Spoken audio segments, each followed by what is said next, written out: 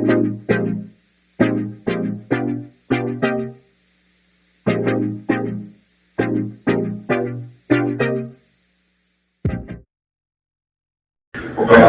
pessoal aqui ouvindo. Boa noite, pessoal.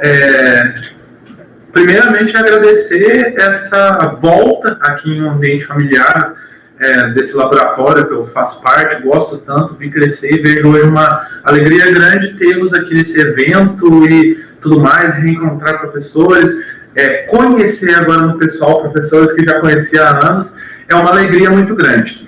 E eu venho apresentar esse trabalho que não está aparecendo, mas o título dele é O Cavaleiro da Tapeçaria de Bayeux e o uso deste personagem nas mídias para reafirmar narrativas.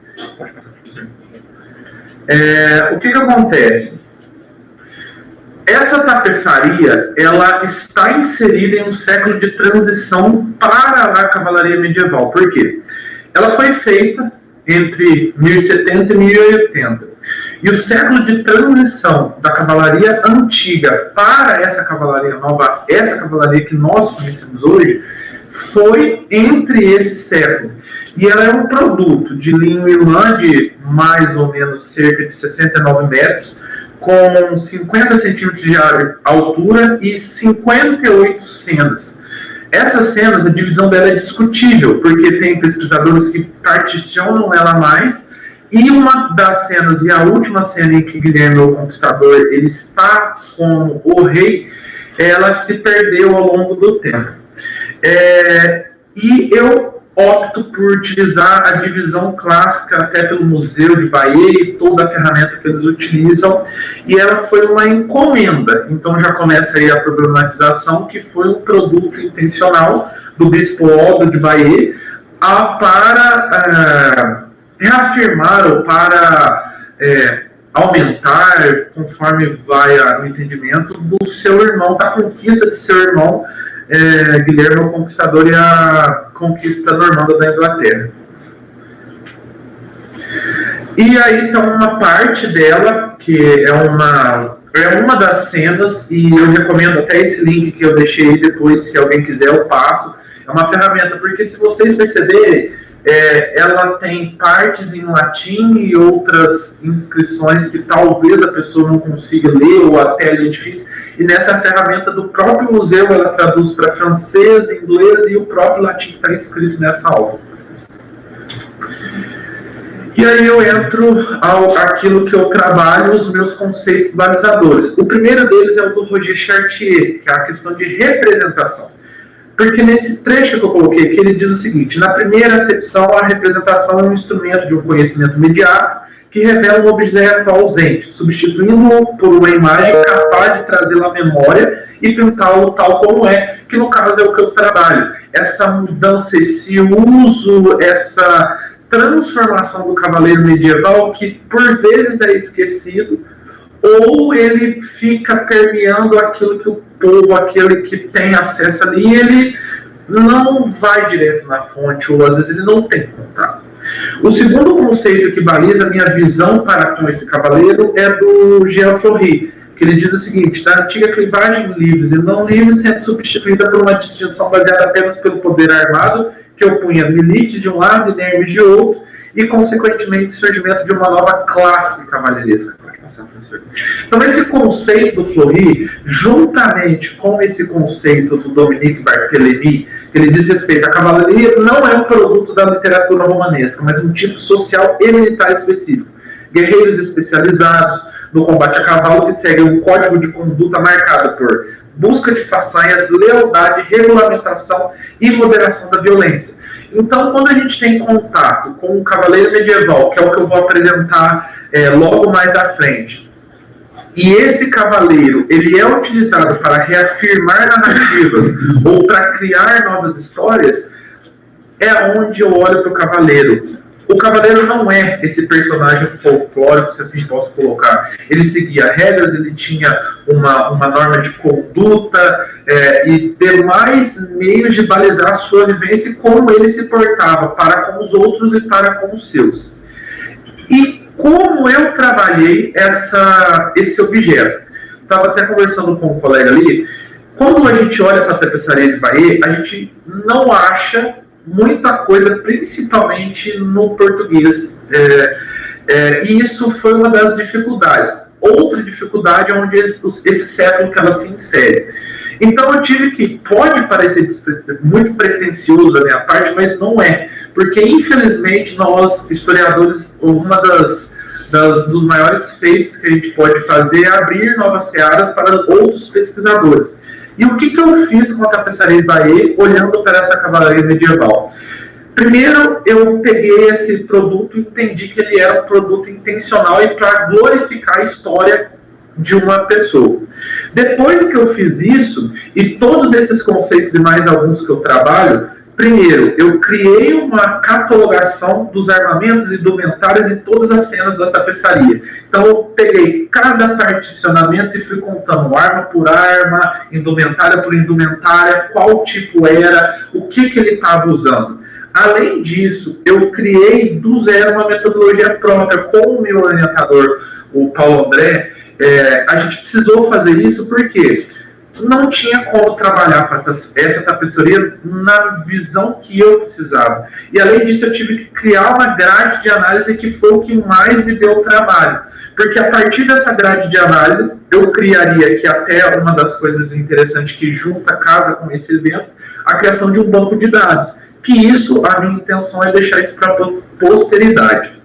Então, através de todo esse processo, essa metodologia, eu busquei ver como esse cavaleiro foi moldado para exaltar a coesão, a disciplina e a superioridade militar normanda.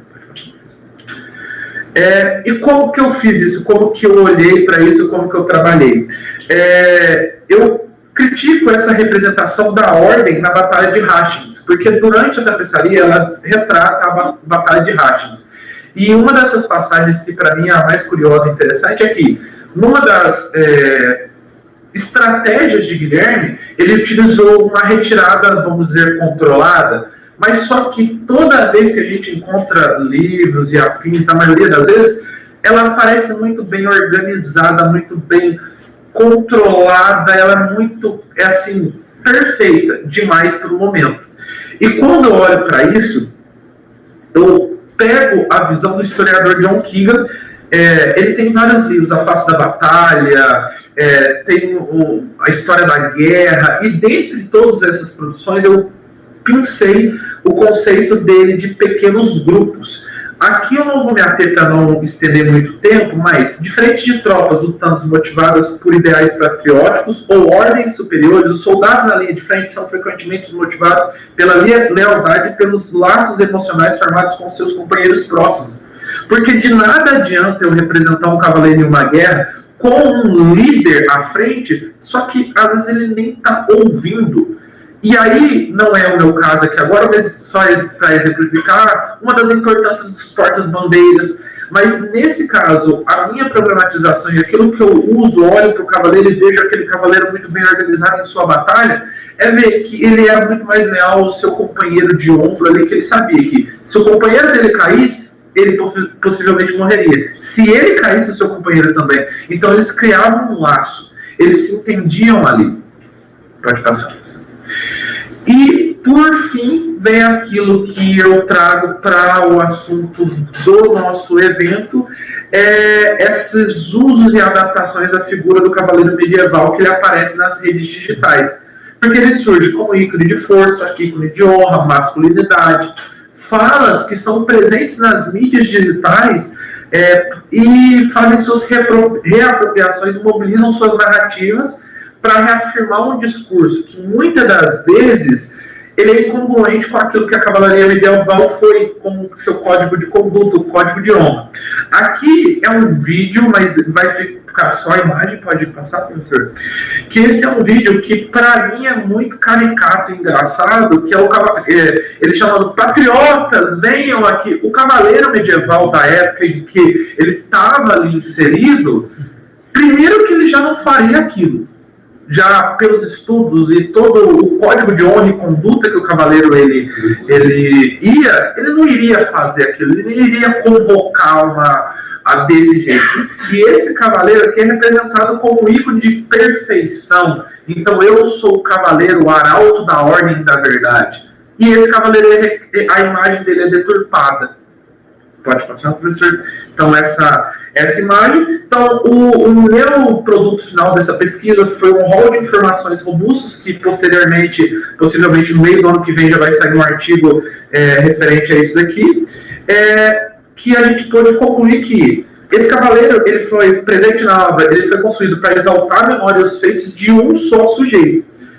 E que ele também passou por uma grande gênese e levou consigo suas diversas características do cavaleiro antigo e dos novos costumes que surgiram ao longo dessa mudança. Porque na tapeçaria tem uma cena muito que eu gosto muito, que é um cavaleiro com espada, com toda a indumentária, e um cavaleiro portando uma massa de guerra.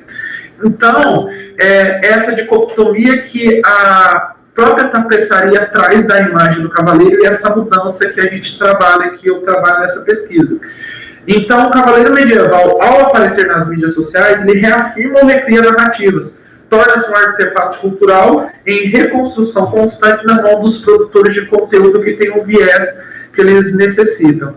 Então, aqui, pessoal, para finalizar, eu apresento para vocês, pode passar, professor?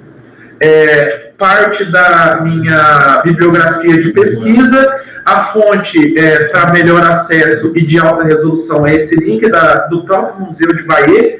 Inclusive, eles são muito receptivos para com os próprios pesquisadores, que um dos problemas da minha pesquisa foi encontrar o bendito do número de inventário e mandar um e-mail, eles responderam. Agora vai ser mais fácil acessar essa tapeçaria porque eles estão em obra e tem algumas questões de discussão de transição para onde a tapeçaria vai e tudo mais. Pode passar, professor? E aqui fica o meu agradecimento a todos. Era um Chuck Norris fazendo joinha, mas eu fico muito feliz novamente dizendo que eu estou aqui com vocês, colegas muito queridos, e nesse laboratório que faz parte da minha história, eu carrego comigo para onde vou, que é uma alegria muito grande. Então, eu deixo o e-mail para possíveis contatos, trocas, discussões, e espero que